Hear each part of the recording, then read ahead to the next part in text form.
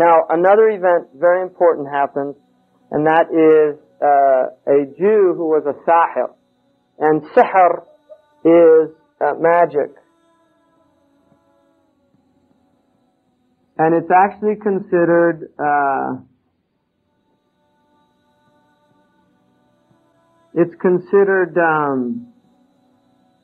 some considered kufr. There's a riwayah on magic that it's kufr. If you practice magic, it's actually kufr. But it's considered a kabira, and it's one of the mubiqat. Sahir is a magician. And magic is real. People should not think it's a joke. Obviously, there's magic which is sleight of hand type of magic, and that's like David Copperfield magic. People that are masters of illusion, magicians. And it's really interesting because there's a magazine called Skeptic, which it's a magazine by people that just don't really, they're doubtful about everything. Michael Sherman, who's a professor of philosophy of science, I think, or the history of science, is the editor of it. And one of the people in there is this man called Randy, the magician. And Randy the magician goes around debunking mentalists and people who are New Age type people that make these kind of psychic claims and things like that.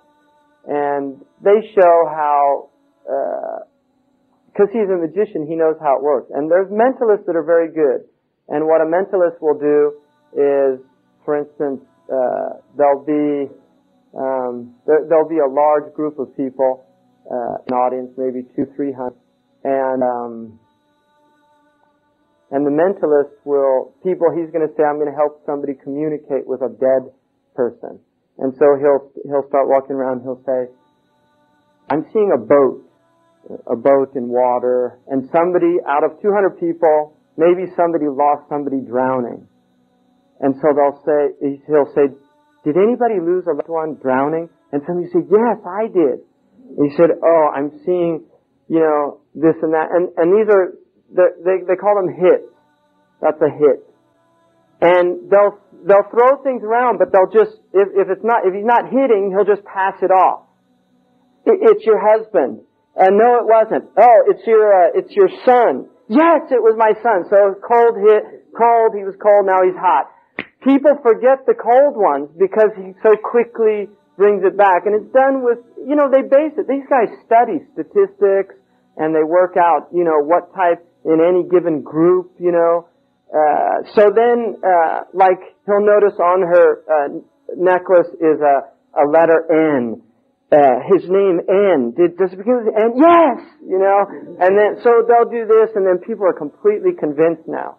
And some of these guys are masters. They're very good at it.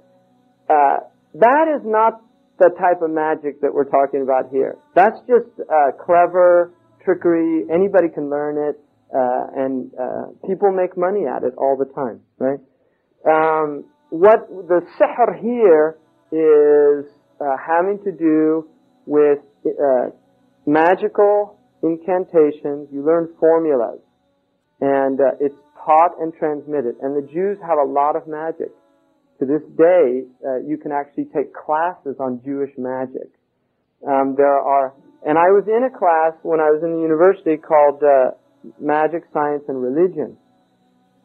And one of the speakers that came in was a practitioner of magic and started teaching people potions, like if they wanted somebody to fall in love with them, what they could do. And what really troubled me about the class is that there were other people in the class that were saying, oh, I tried this potion and this happened, and that people do practice it. So you think people aren't practicing it. I was really shocked in this class, which was a university class, people in their, late teens, early 20s mostly, and there were practitioners of magic in that class. I mean, obviously there's going to be a higher percentage in a class called Magic, Science, and Religion, so people interested in magic would have taken the class, right? But the point is, there are people in this country that do believe in magic and practice magic. And if they don't like you, they learn things to do, right? And some of the things they do is like get fingernails, get hair. Obviously people know about voodoo dolls, things like that, stabbing voodoo dolls with make an image of the person and stab it with needles. These type of things. Now, there's a lot of people laugh at them, but the point is that magic, we believe that it is something that we should be very concerned with, in the sense that we should protect ourselves from it. You don't become obsessive compulsive. And a lot of Muslims obviously will use magic as a kind of, to explain a lot of things that are inexplicable. So somebody gets sick, oh, there's a magic spell on them, things like that. And it might just be that, they haven't been eating properly. So you have to be careful to turn it into something also that it's not. But it is a concern, and the evil eye is a concern. There was a magician named Labid in Medina. He was bribed, probably by somebody from Bani Nadir, although there's not evidence about that. He was bribed to cast a spell on the Messenger of Allah sallallahu alaihi wasallam, and also his daughters who he had taught. And what he did is he tied knots. He got some hair from the Prophet sallallahu alaihi wasallam, and then he tied knots, and he had his daughters blow on these knots, the nafakhat fil uqad. And they blew on the knots, and then they took the knot into and put it down a well. And what happened is the Prophet ﷺ, after that, certain things started happening to him that were troubling him, that he would forget things.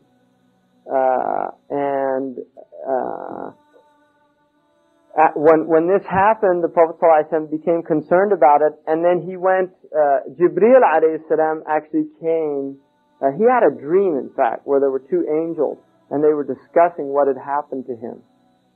And then Jibreel alayhi salam came and told him where the knots were. And there's a difference of opinion. Some say these were Meccan surahs, others say they were actually given at that time. The point is, he was given these surahs as a ta'weeza, right? These are called the mu'awwidhatayn. The surahs that yu'awwidhuka, they protect you from evil. And one of the things they protect you from is the evil of magicians. And that's why Muslims should say these every morning and evening at least 3 times. And it's what you say before you go to sleep. Because one of the things about sleep is shaitan has access to sleepers. It's a time when you're in really moving into a kind of unseen realm. Because the dream realm is part of the unseen world. And so you're moving into an unseen realm.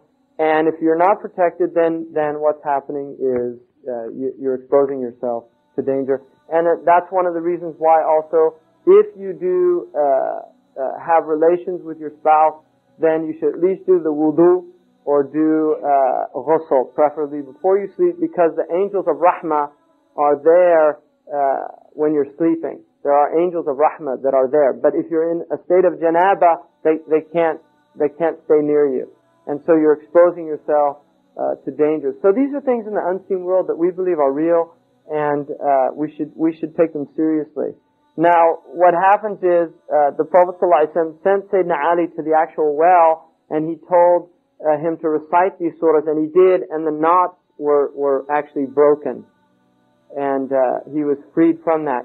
Now, for the Muslims, the great wisdom of this is that the fact that the best of creation, the Messenger of Allah, could be affected, even though it was very slight, how he was affected. Other people can be affected to great degrees, but his spiritual protection from Allah was so powerful that he was not affected in any deep way, but it was enough to disturb him, because things were happening that were not common for him to happen, like forgetfulness. He was not a forgetful person by any means. I mean, he was you say the Zakirin. And so, that troubled him. And that's why Muslims should, recognize that if it could happen to the best of creation, it can happen to anybody. And there are people that go into these states. The Labid actually admits this, that he did it, because the Prophet was told who did it. He admitted it, and the Prophet did not actually kill him. He told him that he was bribed to do it, and he actually forgave him. Now, the next major event, and just to say a few things about the Mu'awwidhatayn, Allah subhanahu wa ta'ala in the Qul huwa Allahu ahad is a protective surah, and then Qul a'udhu bi rabbil falaq min sharri ma khalaq, you're seeking refuge from the Lord of the dawn. مِن شَرِّ مَا خَلَقَ وَمِن شَرِّ غَاسِقٍ إِذَا وَقَبَ.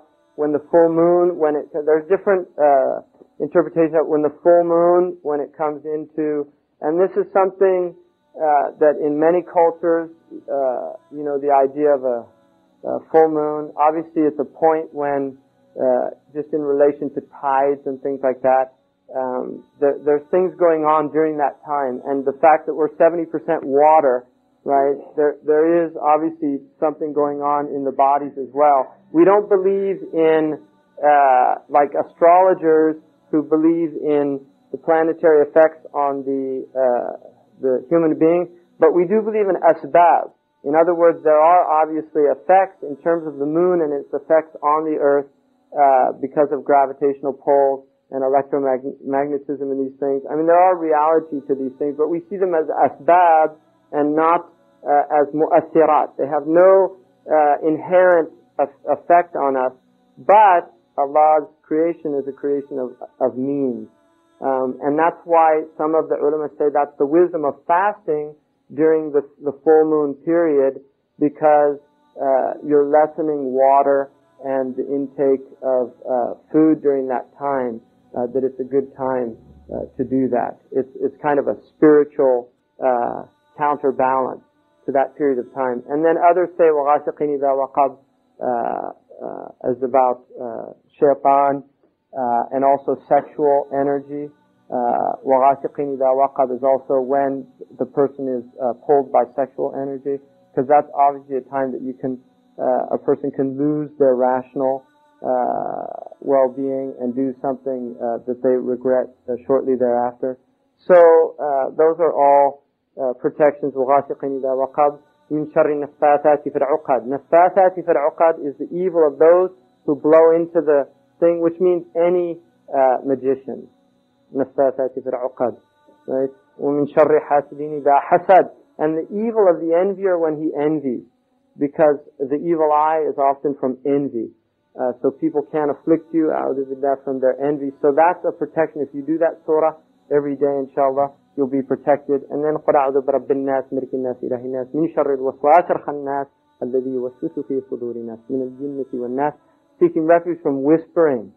And one of the things about this culture is this whispering is going on all the time. And there's subtle messages being sent out constantly within our culture. We're not even aware of a lot of this stuff. And I also would not, I know it sounds a little crazy or paranoid, but I would not be surprised at all if there are, even on these websites and things like that, I think people have to be really careful going into these. And I'll tell you why. In the 1950s, there's a book by Vance Packard, famous book called Hidden Persuaders. In the 1950s, advertisers worked out that they could actually send subliminal messages at very short intervals, and they saw that sales went up in the concession stands. In other words, what they would do is you'd be watching a movie and they'd flash popcorn or show popcorn, but it was done in a frame so fast that your conscious mind was not aware of it, but the subconscious mind actually picked it up. And what people were doing is they'd be watching the movie and then suddenly, popcorn or Coke. And they'd get up and walk into they really did, this is not a joke, they really did do this stuff. And it was declared illegal, by the government, to do that you could not do, these type of things. Now obviously, this could really make people paranoid, but I think, it should be a concern. One of the things that came out in Time magazine or Newsweek was that in the Roger Rabbit film, which I hope none of you saw, but in that film there was a scene where they actually, there's apparently some female character, I don't know if she was a rabbit or a human, she's a female character, a cartoon. And there's a scene, in imitating another pornographic film, they slipped in very short frames of her splitting her legs open. This is a cartoon, and exposing genitalia and this came out in major media magazine. And this was a children's film, The cartoon people that drew it said it was a joke.